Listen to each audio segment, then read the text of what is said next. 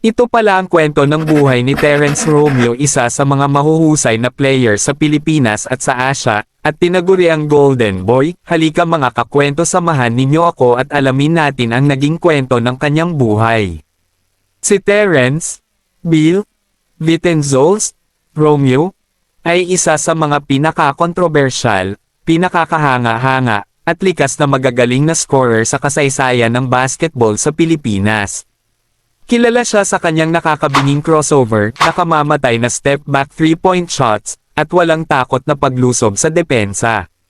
Dahil dito, naging paborito siya ng maraming Pilipinong tagahanga at kinilala bilang isa sa mga pinakamahusay na showman sa lokal na basketball. Mula sa pagiging alamat sa high school basketball hanggang sa pagiging pambansang manlalaro at kampiyon sa PBA, ang kanyang buhay ay puno ng matitinding tagumpay, kontrobersya, mga pinsala, at pagbabago bilang manlalaro. Maagang buhay at pinagmulan, 1992 hanggang 2005. Ipinanganak si Terence Romeo noong March 16, 1992, sa Imus, Cavite. Bata pa lamang siya ay malapit na siya sa basketball. Ang kanyang ama na si William Romeo ay dating varsity basketball player mula sa Cebu at malaking impluwensya sa kanyang pagmamahal sa laro. Kasama ang kanyang mga kapatid na sina Charlton at Pia, lumaki siyang halos araw-araw ay naglalaro ng basketball. Kilala siyang masipag mag-practice ng dribbling at ball handling, bagay na naging pundasyon ng kanyang natatanging laro sa hinaharap. Pagsikat sa high school at kolehiyo, 2006 hanggang 2013. Nagsimula ang kanyang karera sa Letran Square sa NCAA Juniors Division mula 2006 hanggang 2008. Noong 2009, lumipat siya sa FEU Baby Tamaros. Dito niya ipinakita ang kanyang pambihirang talento nang makapagtala siya ng 83 points sa isang laro laban sa Adamson, isa sa pinakamataas na scoring performances sa kasaysayan ng UAAP Juniors. Pagdating sa kolehiyo, naging pangunahing bituin siya ng Far Eastern University Tamaros at bumuo ng tanyag na tambalan kasama si R.R. Garcia. Mga parangal sa kolehiyo: UAAP Rookie of the Year, 2010. UAAP Most Valuable Player, 2013. Mahigit 22 points kada laro noong kanyang MVP season. Pagsabog sa PBA at Gilas Pilipinas 2013-2018. Noong 2013, PBA Draft, napili siya bilang ika-5 overall pick ng Barako Bull Energy Cola, ngunit agad ding naipasa sa Global Port Batang Pier. Panahon sa Global Port, kasama si Stanley Pringle, naging isa siya sa pinakamapanganib na scorer sa liga.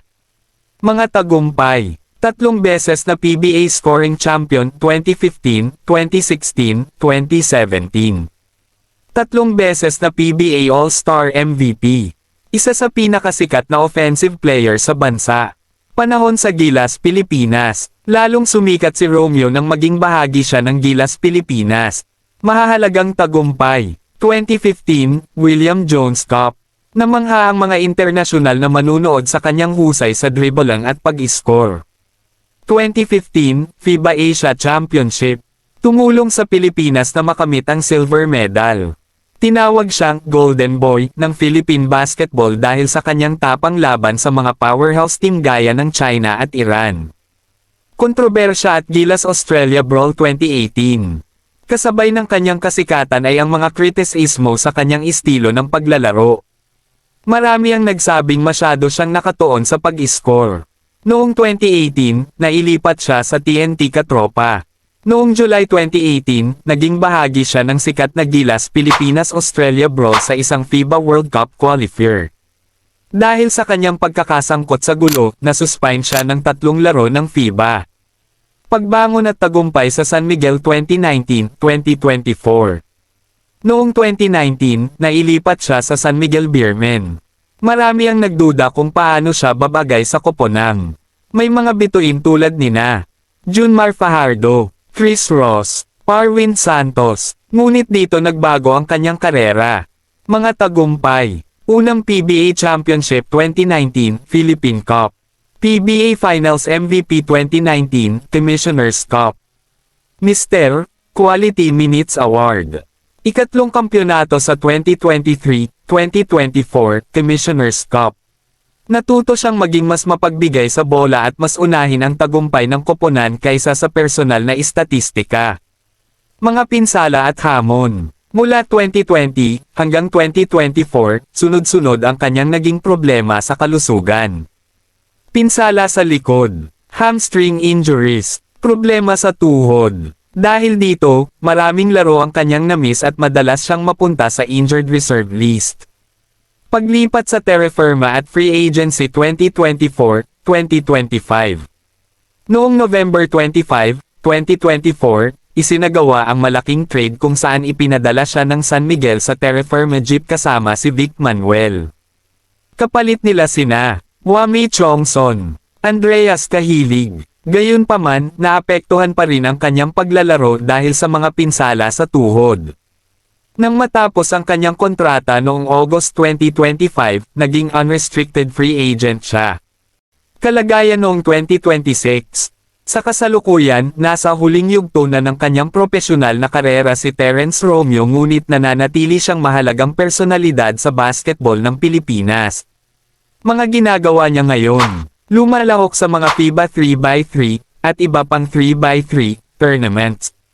Nagsisilbing head coach ng PSP Gymers sa Women's Maharlika Pilipinas Basketball League WMPBL. Patuloy na pinag-uusapan ang posibilidad ng kanyang pagbabalik sa PBA o paglalaro sa ibang bansa.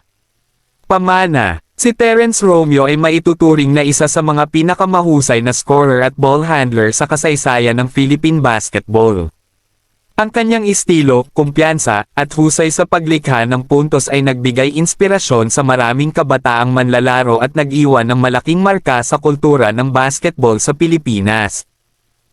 Nagustuhan nyo ba ang ating video mga kakwento? Wag mo naman kalimutang i-like ang video natin at i-follow mo na rin ako, para updated ka sa mga bagong video natin at i-comment mo na rin dyan sa baba kung saan lugar ka para alam ko kung saan nakarating ang ating video. Salamat!